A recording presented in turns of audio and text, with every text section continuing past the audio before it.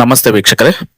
ಇವತ್ತು 1995ರಲ್ಲಿ ಬಿಡುಗಡೆಯಾದ ಒಂದು ಅದ್ಭುತ ಸದಭಿರುಚಿ ಇರ್ತಕ್ಕಂಥ ಸಿನಿಮಾದ ಬಗ್ಗೆ ನಾನು ರಿವ್ಯೂ ಮಾಡೋದಕ್ಕೆ ಅಂತ ಬಂದಿದ್ದೀನಿ ಗುರು.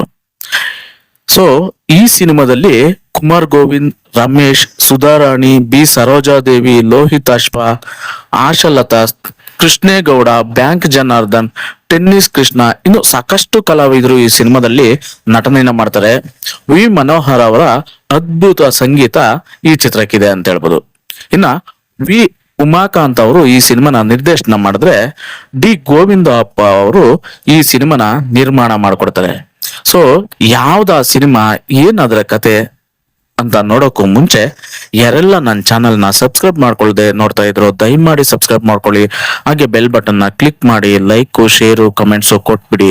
ನಿಮ್ ಸಪೋರ್ಟ್ ನನಗೆ ತುಂಬಾ ಇಂಪಾರ್ಟೆಂಟ್, ಹಾಗಾಗಿ ದಯಮಾಡಿ ಸಪೋರ್ಟ್ ಮಾಡಿ ಅಂತ ಕೇಳ್ತಾ ಗುರು, ಸಿನಿಮಾದ ಕಥೆ ಏನು ಅಂತ ನಾವು ನೋಡ್ತಾ ಹೋಗೋಣ. ಸೊ ಅನುರಾಗ ಸಂಗಮ ಅಂತಕ್ಕಂಥ ಸಿನಿಮಾ 1995ರಲ್ಲಿ ಬಿಡುಗಡೆ ಆಗುತ್ತೆ. ಚಿತ್ರದ ಕಥೆನ ನೋಡೋದಾದ್ರೆ ನೀವು, ನಾಯಕನಾಗಿ ಕುಮಾರ್ ಗೋವಿಂದ್ ಅವರು ನಟಿಸ್ತಾ ಇದ್ದಾರೆ ಈ ಸಿನಿಮಾದಲ್ಲಿ. ಕುಮಾರ್ ಗೋವಿಂದ್ ಬಾಲಕನಾಗಿದ್ದಾಗ ರಮೇಶ್ ಅವರ ತಂದೆ ಲೋಹಿತಾಶ್ವ ಅವರು ಕಾರು ಅಪಘಾತದಲ್ಲಿ ನಾಯಕನ ತಾಯಿ ಮೃತಪಟ್ಬಿಡ್ತಾರೆ. ಸೊ ತಂದೆ ಕೂಡ ಇರಲ್ಲ. ಆಗ ಆ ಹುಡುಗ ಅನಾಥನಾಗ್ಬಿಡ್ತಾನೆ. ಆಗ ರಮೇಶ್, ಆ ನಾಯಕ ಕುಮಾರ್ ಗೋವಿಂದ್ ಇರಲ್ಲ, ಅವ್ರನ್ನ ತನ್ನ ಮನೆಗೆ ಕರ್ತಾನೆ. ಇದಕ್ಕೆ ಆತನ ಮನೆಯವರು ತುಂಬಾನೇ ವಿರೋಧ ವ್ಯಕ್ತಪಡಿಸ್ತಾರೆ. ಮಗನ ಹಠಕ್ಕೆ ಮಣಿದು ನಾಯಕನನ್ನ ತಮ್ಮ ಮನೆಯಲ್ಲೇ ಸಾಕ್ತಾರೆ. ಸೊ ರಮೇಶ್ ಅವರ ಫ್ಯಾಮಿಲಿ ಇಬ್ರು ಬೆಳೆದು ದೊಡ್ಡವರಾಗ್ತಾರೆ. ಆಮೇಲೆ ರಮೇಶ್ ಉನ್ನತ ವ್ಯಾಸಂಗಕ್ಕೆ ಅಂತ ಅಮೆರಿಕಕ್ಕೆ ಹೋಗ್ಬಿಡ್ತಾರೆ. ಈತ ರಮೇಶ್ ಮನೆಯವರು ಅಂದ್ರೆ ರಮೇಶ್ ಅವರ ಫ್ಯಾಮಿಲಿ ಇದಾರಲ್ವಾ, ಸೊ ಲೋಹಿತಾಶ್ವ ಅವರ ಫ್ಯಾಮಿಲಿ, ಇವರೆಲ್ಲ ಸೇರಿ ಕುಮಾರ್ ಗೋವಿಂದ್ ನಾಯಕನನ್ನ ಮನೆಯಿಂದ ಹೊರಗಡೆ ಹಾಕ್ಬಿಡ್ತಾರೆ. ಈತ ನಾಯಕನಿಗೆ ಒಬ್ಬ ನಾಯಕಿಯ ಪರಿಚಯ ಆಗ್ತೈತೆ. ಆಕೆಗೆ ಕುರುಡು ಅಂದ್ರೆ ಕಣ್ಣು ಕಾಣಿಸ್ತಾ ಇರಲ್ಲ ಆ ನಾಯಕಿಗೆ. ಸುಧಾರಾಣಿ ಈ ಸಿನಿಮಾದ ನಾಯಕಿ. ಸೊ ಅವ್ರಿಗೆ ಕಣ್ಣು ಕಾಣ್ತಾ ಇರಲ್ಲ. ಆತನ ತಂದೆ ಶುದ್ಧ ಕುಡುಕನಾಗ್ಬಿಟ್ಟಿರ್ತಾನೆ. ಕಳ್ಬಟ್ಟಿ ಸೇವಿಸಿ ಸೋತಾಗ್ಬಿಡ್ತಾನೆ ಆಕೆ ತಂದೆ. ಆಗ ನಾಯಕಿಯ ಕಣ್ಣಿಗೆ ಆಪರೇಷನ್ ಮಾಡಿಸಲು ಆಸ್ಪತ್ರೆಗೆ ಅಂತ ಸೇರಿಸ್ತಾನೆ. ಈತ ನಾಯಕ ಆಸ್ಪತ್ರೆಗೆ ಅಂತ ಸೇರಿಸ್ಬಿಟ್ಟು ಇನ್ನೇನು ಅವಳಿಗೆ ಆಪರೇಷನ್ ಆಗ್ಬೇಕು, ಕಣ್ ಬರುತ್ತೆ ಅನ್ನೋ ಟೈಮ್ಗೆ ಈತ ಕಳ್ಳತನದ ಆಪಾದನೆ ಮೇಲೆ ಜೈಲ್ ಸೇರ್ಬಿಡ್ತಾನೆ ಕುಮಾರ್ ಗೋವಿಂದ್. ಸೊ ಎಲ್ಲೋ ನೀವು ಈ ಸಿನಿಮಾನ ನೋಡದಂತೆ ನಿಮ್ಗೆ ಅನ್ಸ್ತಾ ಇರ್ಬೋದು, ಯಾಕಂದ್ರೆ ಸೊ ತೆಲುಗು ಫಿಲಿಮು ಮತ್ತೆ ಅದನ್ನೇ ರವಿಚಂದ್ರನ್ ಅವರು ಕನ್ನಡದಲ್ಲೂ ಕೂಡ ಮಾಡ್ತಾರೆ. ಸೊ ತೆಲುಗು ನುವ್ವು ವಸ್ತವನಿ ಸಿನಿಮಾ, ಅದರಲ್ಲೂ ಕೂಡ ಸೇಮ್ ಇದೆ ಈ ಒಂದು ಚಿಕ್ಕ ಸನ್ನಿವೇಶ. ಅಂದ್ರೆ ಏನಂದ್ರೆ ನಾಯಕಿಗೆ ಕಣ್ಣು ಬರೋದಕ್ಕೆ ಅಂತ ಹಾಸ್ಪಿಟಲ್ಗೆ ಸೇರ್ಸಾದ್ಮೇಲೆ ಅವನು ಕೂಡ ಇದೇ ರೀತಿ ಒಂದು ಅಪವಾದದಿಂದ ಜೈಲ್ ಪಾಲಾಗ್ತಾನೆ. ಸೊ ಕಳ್ಳತನದ ಆರೋಪ ಅಲ್ಲ, ಬೇರೆ ಇದರಿಂದ ಜೈಲ್ ಪಾಲಾಗ್ತಾನೆ. ಸೊ ರವಿಚಂದ್ರನ್ ಮತ್ತೆ ನಾಗಾರ್ಜುನ್ ಅವರು ಸಿನಿಮಾದಲ್ಲಿ ನಟಿಸಿದ್ರೆ, ಸೊ ಅದೇ ರೀತಿ ಇದೆ ಇದು ಅಂತ ನೀವು ಅನ್ಕೊಬಹುದು. ಇಲ್ಲ, ಇನ್ ಸ್ವಲ್ಪ ಡಿಫ್ರೆಂಟ್ ಆಗಿದೆ. ನೀವು ಕಥೆನ ಪೂರ್ತಿಯಾಗಿ ನೋಡಿದ್ರೆ ಗೊತ್ತಾಗುತ್ತೆ ಗುರು. ಸೊ ಕತೆಗೆ ನೋಡೋಣ ಬನ್ನಿ. ಈತ ಆಪರೇಷನ್ ಮಾಡಿದಂತ ಡಾಕ್ಟ್ರು ಬಿ ಸರೋಜಾದೇವಿ ಒಬ್ಬಟ್ಟಿಯಾಗಿರ್ತಾಳೆ. ಹಾಗಾಗಿ ಅವನ್ ಜೈಲ್ ಪಾಲಾದ್ಮೇಲೆ ಆಕೆ ಸುಧಾರಾಣಿನ ತನ್ನ ಮನೆಯಲ್ಲಿ ಇಟ್ಕೊಂತಾಳೆ. ಕಣ್ ಬರುತ್ತೆ, ಆಪರೇಷನ್ ಆಗುತ್ತೆ. ಸೊ ಆಮೇಲೆ ಬಿ ಸರೋಜಾದೇವಿ ಅವರು, ನಾನು ಒಬ್ಬಂಟಿ ಇದ್ದೀನಿ, ನನ್ ಜೊತೆ ಹೆಗಲಾಗಿರ್ತಾಳೆ ಅಂದ್ಬಿಟ್ಟು ಮನೇಲಿ ಇಟ್ಕೊಂತಾರೆ. ಇತ್ತ ಅಮೇರಿಕದಿಂದ ರಮೇಶ್ ವಾಪಸ್ ಬರ್ತಾರೆ. ಪಾರ್ಟಿ ಒಂದ್ರಲ್ಲಿ ನಾಯಕಿಯನ್ನ ನೋಡಿ ಮನ್ಸೋತ್ಬಿಡ್ತಾರೆ ಆ ರಮೇಶ್ ಅವರು. ಸೊ ಈ ಕಡೆ ಮನೆಯವರ ಒತ್ತಾಯದ ಮೇರೆಗೆ ರಮೇಶ್ರನ್ನು ಮದುವೆ ಆಗ್ತಾಳೆ ಸುಧಾರಾಣಿ. ಅಂದ್ರೆ ಮದ್ವೆ ಆಗಲ್ಲ, ಮದ್ವೆ ಆಗೋದಕ್ಕೆ ಒಪ್ಕೊಂತಾಳೆ. ಅಂದ್ರೆ ರಮೇಶ್ ಅವ್ರ ಮನೆಯವರು ಎಲ್ಲ ಸೇರಿ ಅವಳನ್ನ ಒಪ್ಪಿಸ್ತಾರೆ. ಬಿ ಸರೋಜಾದೇವಿ ಅವರು ಕೂಡ ಸೇರಿ ಒಪ್ಪಿಸ್ತಾರೆ. ಸೊ ಮದುವೆ ಆಗೋದಕ್ಕೆ ಒಪ್ಕೊಂತಾಳೆ ಸುಧಾರಾಣಿ. ಈತ ನಾಯಕ ಜೈಲಿನಿಂದ ಬಿಡುಗಡೆಯಾಗಿ ರಮೇಶ್ ಕೈಗೆ ಸಿಗ್ತಾನೆ. ಸೊ ಸಿಕ್ಕ ಮೇಲೆ ರಮೇಶ್ ನಾಯಕಿಯ ಬಳಿ ಕರ್ಕೊಂಡೋಗಿ ಆ ನಾಯಕಿಗೆ ಪರಿಚಯಿಸ್ತಾನೆ. ಆದ್ರೆ ಆ ನಾಯಕನ್ನ ಗುರ್ತಿಡಿಯಲ್ಲ. ಯಾಕಂದ್ರೆ ಇದು ನೀವು ತೆಲುಗು ಫಿಲಿಂ ನುವಸ್ತವನೆ ಅದರಲ್ಲೂ ಕೂಡ ಇದೇ ತರ ಇದೆ. ಸೊ ನಾಯಕನನ್ನ ಗುರ್ತಿಡಿಯಲ್ಲ ಕಣ್ ಬಂದ್ಮೇಲೆ. ಸೊ ಇಲ್ಲೂ ಕೂಡ ಅದೇ ರೀತಿ ನಾಯಕನನ್ನ ಗುರ್ತಿಡಿಯಲ್ಲ ಅವಳು. ಯಾಕಂದ್ರೆ ಈ ಮೊದ್ಲು ಆಕೆ ಕುರುಡ್ಲಾಗಿಡ್ತಾಳೆ. ಹಾಗಾಗಿ ಈ ನಾಯಕನನ್ನ ಗುರ್ತಿಡಿಯೋದು ಸ್ವಲ್ಪ ಕಷ್ಟ ಆಗುತ್ತೆ ಅವಳಿಗೆ. ಸೊ ಮತ್ತೆ ನಾಯಕ ನಾಯಕಿ ಒಂದಾಗ್ತಾರ ಅನ್ನೋದು ನಿಮ್ ಕ್ವಶನ್ ಇರ್ಬೋದು. ಹೌದು, ಈ ಚಿತ್ರ ದುರಂತ ಅಂತ್ಯ ಕಾಣ್ತದೋ ಅಥವಾ ಇನ್ನು ಮುಂತಾದ ಪ್ರಶ್ನೆಗಳಿಗೆ ನೀವು ಸಿನಿಮಾ ನೋಡ್ಬೇಕು, ಆಗ್ಲೇ ಗೊತ್ತಾಗುತ್ತೆ ಸಿನಿಮಾ ನೋಡಿದ್ರೆ. ಆದ್ರೆ ನಾನ್ ಹೇಳ್ತೀನಿ ಈ ಸಿನಿಮಾದಲ್ಲಿ ಲಾಸ್ಟ್ ಅಲ್ಲಿ ಏನಾಗುತ್ತೆ ಅಂತ. ಸೊ ಮದ್ವೆ ಫಿಕ್ಸ್ ಆಗುತ್ತೆ, ಮದ್ವೆ ಫಿಕ್ಸ್ ಆಗಿ ರಮೇಶ್ ಜೊತೆ ಮದ್ವೆ ಆಗ್ಬೇಕು. ಮದುವೆ ಮಂಟಪದಲ್ಲಿ ರಮೇಶ್ ಫ್ರೆಂಡ್, ಸೊ ಕುಮಾರ್ ಗೋವಿಂದ್ ಇರ್ತದಲ್ವಾ, ಅವರು ಸೊ ತುಂಬಾನೇ ಓಡಾಟಗಳು ಮಾಡ್ತಾ ಇರ್ತಾರೆ ಮದ್ವೆ ಮಾಡೋದಕ್ಕೆ. ಸೊ ಅಕ್ಷತೆ ಕಾಳೆಲ್ಲ ಎಲ್ಲರಿಗೂ ಕೊಡ್ತಾ ಇರ್ತಾರೆ, ನಮಸ್ಕಾರ ಹಾಕೋದಕ್ಕೆ ತಾಳಿ ಎಲ್ಲ.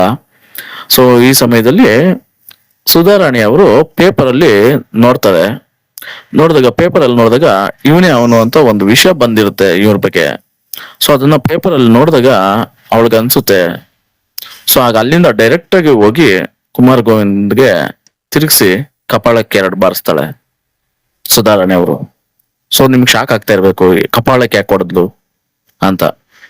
ಹೌದು ಗುರು, ಕಪಾಳಕ್ಕೆ ಹೊಡೆತಾಳೆ. ಸೊ ಹೊಡೆದ್ಬಿಟ್ಟು ಅವಳು ಹೇಳ್ತಾಳೆ, ಯಾಕೆ ನೀನ್ ನನ್ನ ಹತ್ರ ಹೇಳಿಲ್ಲ, ಯಾಕೆ ನನ್ನ ಹತ್ರ ಮುಚ್ಚಿಟ್ಟೆ ಅಂತ. ಆಗ ಬಿ ಸರೋಜಿ ದೇವಿ ಅವರು ಬರ್ತಾರೆ, ಎಲ್ಲರೂ ಬರ್ತಾರೆ. ಅವಾಗ ಕೇಳ್ತಾಳೆ, ಅವಾಗ ಬಿ ಸರೋಜಿ ದೇವಿ ಅವರು, ನಾನೇ ಮುಚ್ಚಿಟ್ಟೆ, ಇವನೇ ಹೇಳಿದ್ದು. ಸೊ ನನ್ನ ಫ್ರೆಂಡ್ ಅವನ್ನ ಇಷ್ಟಪಡ್ತಾವನೆ, ಹಾಗಾಗಿ ಸೊ ನೀವೇನು ಹೇಳಕ್ ಹೋಗ್ಬೇಡಿ, ಅವ್ರ ಮದ್ವೆ ಆಗ್ಲಿ ಅಂತ ಕುಮಾರ್ ಗೋವಿಂದ್ ಅವರೇ ಹೇಳಿರ್ತಾರೆ. ಸೊ ಹಂಗಾಗಿ ಬಿ ಸರೋಜಿ ದೇವಿ ಅವರು ಮುಚ್ಚಿಟ್ಟು ರಮೇಶ್ ಜೊತೆ ಮದುವೆ ಮಾಡೋದಕ್ಕೆ ಎಲ್ರು ರೆಡಿ ಆಗಿರ್ತಾರೆ.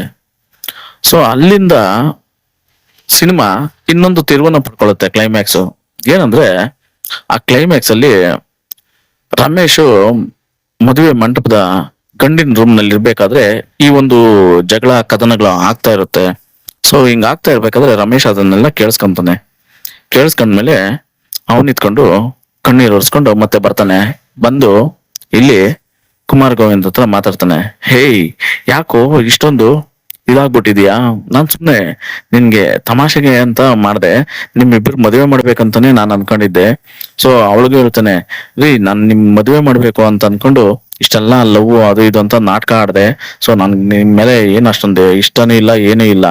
ಸೊ ಅವನ್ಗೆ ಕೊಟ್ಟು ಮದುವೆ ಮಾಡ್ಬೇಕು ನನ್ ಫ್ರೆಂಡ್ಗೆ ಅನ್ನೋಕ್ಕೋಸ್ಕರ ಇಷ್ಟೆಲ್ಲ ಡ್ರಾಮಾ ಆಡ್ದೆ ಅಂತೇಳಿ ಅವ್ರಿಬ್ರನ್ನ ಮದುವೆ ಮಾಡೋದಕ್ಕೆ ರೆಡಿ ಮಾಡಿ ಮದುವೆ ಕೂಡ ಮಾಡ್ತಾನೆ. ಸೊ ಆತ ರಮೇಶ್ ಅವ್ರ ಅಮ್ಮ ಅಳ್ತಾ ಇದ್ರೆ ರಮೇಶ್ ಹೋಗಿ ಅಲ್ಲಿ ಸಮಾಧಾನ ಮಾಡ್ತಾನೆ, ಅಳ್ಬೇಡ ಅಮ್ಮ ಇಷ್ಟೇ. ಸೊ ಅವರಿಬ್ರು ಇಷ್ಟಪಟ್ಟಿದ್ರು, ಅವಳಿಗೋಸ್ಕರ ಅವನು ತುಂಬಾನೇ ತ್ಯಾಗ ಮಾಡಿದ್ದಾನೆ. ಸೊ ಅವರಿಬ್ರು ಚೆನ್ನಾಗಿರ್ಲಿ ಅಂತ. ಸೊ ಆಗ ಅವರಿಬ್ರು ಮದುವೆನ ಎಲ್ರು ಸೇರಿ ಮಾಡ್ಕೊಡ್ತಾರೆ. ರಮೇಶ್ ಮತ್ತೆ ಅಮೆರಿಕಕ್ಕೆ ಹಿಂತಿರುಗ್ತಾನೆ. ಸೊ ಸಿನಿಮಾ ಓವರ್ ಆಲ್ ನೋಡೋದಾದ್ರೆ ಒಂದು ಫ್ಯಾಮಿಲಿ ಎಂಟರ್ಟೈನ್ಮೆಂಟ್ ಸಿನಿಮಾ, ತುಂಬಾನೇ ಚೆನ್ನಾಗಿದೆ, ಅದ್ಭುತವಾದ ಮೂವಿ. ನಾನು ಇತ್ತೀಚೆಗೆ ಈ ಸಿನಿಮಾನ ನೋಡಿದಾಗ ಖಂಡಿತ ಈ ಸಿನಿಮಾನ ರಿವ್ಯೂ ಮಾಡ್ಬೇಕು ಅಂತ ನಂಗೆ ಅನ್ಸಿತ್ತು. ಯಾಕಂದ್ರೆ ಕುಮಾರ್ ಗೋವಿಂದ್ ವಿಷಯದಲ್ಲಿ ಎಷ್ಟು ಕಷ್ಟಪಡ್ತಾನೆ ಕುಮಾರ್ ಗೋವಿಂದ್ ಅನ್ನೋದು ಈ ಸಿನಿಮಾದಲ್ಲಿ ನೀವು ನೋಡ್ಬೋದು. ಅತಿಯಾದ ಅಭಿನಯಕ್ಕೆ ಅವಕಾಶ ಇರ್ತಕ್ಕಂಥ ಪಾತ್ರಗಳು ನಿಭಾಯಿಸಿರ್ತಕ್ಕಂಥ ಕುಮಾರ್ ಗೋವಿಂದ್ ತುಂಬಾನೇ ಚೆನ್ನಾಗಿ ಆಕ್ಟ್ ಅನ್ನ ಮಾಡಿದ್ದಾರೆ. ಇನ್ನ ರಮೇಶ್ಗೆ ಹೇಳಂಗೆ ಇಲ್ಲ, ಸೂಪರ್ ಬ್ಯಾಕ್ಟಿಂಗು. ಇನ್ನು ಸುಧಾರಾಣಿ ಬಿ ಸರೋಜಾ ದೇವಿ ಅವರ ಅಭಿನಯ ಅದ್ಭುತ ಅಂತ ಹೇಳ್ಬೋದು. ಇನ್ನು ವಿ ಮನೋಹರ್ ಅವರ ಸಂಗೀತ ಮನೋಹರವಾಗೇ ಇದೆ ಅಂತ ಹೇಳೋದಕ್ಕೆ ಇಷ್ಟಪಡ್ತೀನಿ. ರಮೇಶ್ ಹಾಡಿರ್ತಕ್ಕಂಥ ಹಾಡು ಓ ಮಲ್ಲಿಗೆ ನಿನ್ನೊಂದಿಗೆ ನಾನಿಲ್ಲವೇ ಸದಾ ಅಂತಕ್ಕಂಥ ಹಾಡು ಈ ಸಿನಿಮಾದ ಬಹುದೊಡ್ಡ ಹೈಲೈಟು, ಬಹುದೊಡ್ಡ ಸಕ್ಸಸ್ ಅಂತ ಹೇಳ್ಬೋದು ಈ ಸಿನಿಮಾದಲ್ಲಿ. ಸೊ ರಮೇಶ್ ಅವರು ಈ ಹಾಡನ್ನ ತುಂಬಾನೇ ಚೆನ್ನಾಗಿ ಮಾಡಿದ್ದಾರೆ. ಸೊ ಈಗ್ಲೂ ಕೂಡ ಆ ಹಾಡು ಎಲ್ಲಾ ಕಡೆ ಟ್ರೆಂಡ್ ಅಂತ ಹೇಳ್ಬೋದು. ಓ ಮಲ್ಲಿಗೆ ನಿನ್ನೊಂದಿಗೆ ನಾನಿಲ್ಲವೇ ಸದಾ ಅಂತಕ್ಕಂಥದ್ದು ಸಿನಿಮಾ ಓವರ್ ಆಲ್ ನನಗಂತೂ ತುಂಬಾನೇ ಇಷ್ಟ ಆಯ್ತು. ಸೊ ಅನುರಾಗ ಸಂಗಮ ಅಂತಕ್ಕಂಥ ಸಿನಿಮಾ 1995ರಲ್ಲಿ ಬಿಡುಗಡೆಯಾಗಿ ಅದ್ಭುತ ಯಶಸ್ಸನ್ನ ಪಡೆಯುತ್ತೆ. So overall cinema wonderful. ಯಾರೆಲ್ಲ ನೋಡಿಲ್ಲ ಅಂದ್ರೆ ಒಂದ್ಸಾರಿ ನೋಡ್ಬೋದು ಸಿನಿಮಾನ, ಏನ್ ಬೇಜಾರಾಗಲ್ಲ. ಯಾಕಂದ್ರೆ ಈಗ ಬರ್ತಾ ಇರೋ ಸಿನಿಮಾಗಳು ಫ್ಯಾಮಿಲಿಗೆ ಸಂಬಂಧಪಟ್ಟಿರ್ತಕ್ಕಂಥ ಸಿನಿಮಾಗಳೇ ಅಲ್ಲ. ಸೊ ಇದು ಉತ್ತಮವಾದ ಒಂದು ಒಳ್ಳೆ ರೀತಿಯಾದ ಫ್ಯಾಮಿಲಿಗೆ ಸಂಬಂಧಪಟ್ಟಿರ್ತಕ್ಕಂಥ ಸಿನಿಮಾ, ತುಂಬಾನೇ ಚೆನ್ನಾಗಿದೆ, ಅದ್ಭುತವಾದ ಮೂವಿ ಅಂತ ಹೇಳಕ್ ಇಷ್ಟಪಡ್ತೀನಿ. ಹಾಗೆ ನನ್ನ ವಿಡಿಯೋನ ನೀವು ಯಾರೆಲ್ಲ ಸಬ್ಸ್ಕ್ರೈಬ್ ಮಾಡ್ಕೊಳ್ದೆ ನೋಡ್ತಾ ಇದ್ರು ದಯಮಾಡಿ ಸಬ್ಸ್ಕ್ರೈಬ್ ಮಾಡ್ಕೊಳ್ಳಿ, ಸಪೋರ್ಟ್ ಮಾಡಿ, ಬೆಲ್ ಬಟನ್ ನ ಕ್ಲಿಕ್ ಮಾಡಿ, ಲೈಕ್ ಶೇರ್ ಕಮೆಂಟ್ಸ್ ಕೊಟ್ಬಿಡಿ ಅಂತ ಕೇಳ್ತಾ ಸಿಗೋಣ ಗುರು ಮತ್ತೊಂದು ವಿಡಿಯೋದಲ್ಲಿ. ಧನ್ಯವಾದಗಳು, ಶುಭ ದಿನ.